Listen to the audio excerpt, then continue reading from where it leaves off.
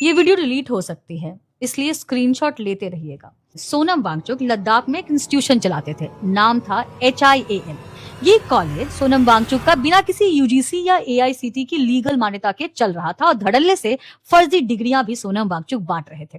लद्दाख के जिन मासूम बच्चों ने करियर बनाने के लिए यहाँ एडमिशन लिया, उनको बाद में पता चला कि उनकी डिग्री महज रद्दी का एक टुकड़ा है।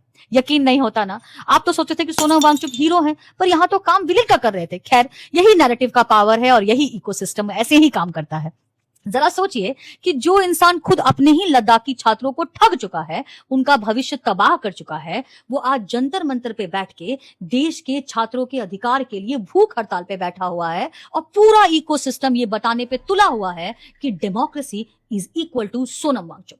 सबसे पहले तो ये जान लीजिए कि ये फुंगसुक वांगड़ू नहीं है, ना नाम से ना काम से, और ना ही ये कोई 3 इडियट्स वाली कहानी है, क्योंकि कहानी तो सरकारी रिकॉर्ड से शुरू होती है। सरकारी रिकॉर्ड्स के अनुसार भारत सरकार ने सोनम वांगचुक की जो इंस्टीट्यूशन है SECMOL और HIAL जैसे प्रोजेक्ट्स को करोड़ों की सरकारी जमीन दी, भारी भरकम फंड्स दिया और राष्ट्रीय पुरस्कार मिले। रिकॉर्ड्स के मुताबिक जमीन अलॉटमेंट की शर्तों को ना पूरा किया सोनम वांगचुक ने, और ना ही वो इंस्टीट्यूशन ये 2 साल में कंप्लीट किया, और बकाया राशि भी 37 करोड़ तक कर दी और भरा नहीं। उसके बाद अभी हाल में ही लद्दाख की जो एडमिनिस्ट्रेशन है, इसने सोनम वांगचुक का लैंड अलॉटमेंट रद्द कर दिया। अब उसके बाद से सोनम वांगचुक जो है वो एंटी एस्टैब्लिशमेंट बन जाते हैं। उसके पहले ये धर्मेंद्र प्रधान के काफी करीबी थे। जब तक सत्ता से इनको मलाई मिल रही थी, तब तक व्यवस्था ठीक थी, और जैसे ही इस नकली रैंचो की जो NGO और उसकी जो फंडिंग है उस पे FCRA का सिकंजा कसा, ये तुरंत जंतर मंतर पे आके बैठ गए।